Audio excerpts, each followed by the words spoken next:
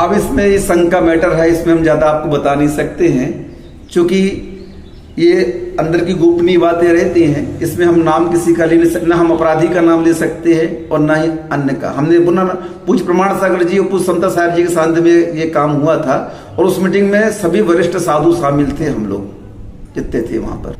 अपराधी कह लो, आरोपी कह लो, एक ही बात, इसमें क्या बात है? अपराधी और आरोपी में क्या कोई अंतर होता है क्या?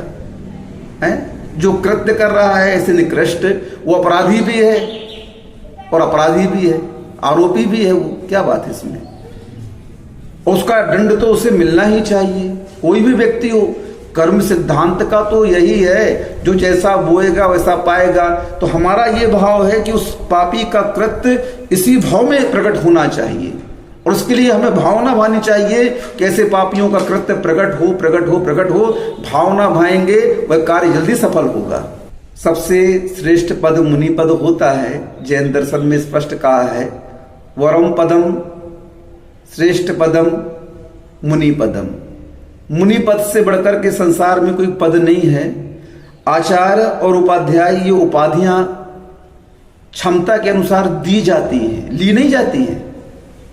जो नेतृत्व की क्षमता रखते हैं उनको उस कुल के आचार्य जाने के पहले नेतृत्व सौंप करके जाती हैं। एक जिम्मेदारी का पद है ये, और इस पद के साथ में मरण नहीं होता है, इसको छोड़ करके मरण किया जाता है, मुनि पद में वापस आया जाता है। ये पद जो है हमारे यहाँ कोई विशेष महत्व नहीं रखते हैं, ये तो एक प्रभावना का, नेतृत्व करने का धर्म का एक अंग है कि उस पद को लेकर के वह साधु अपने उस जीवन में जैन धर्म का नेतृत्व, उसकी प्रभावना आदि करते हुए और जैन धर्म के महात्म को बढ़ाता हुआ आगे बढ़ता है।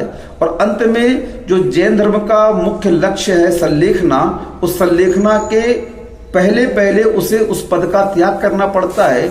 इसलिए ये पद हमारे लिए है कोई महत्व नहीं रखते।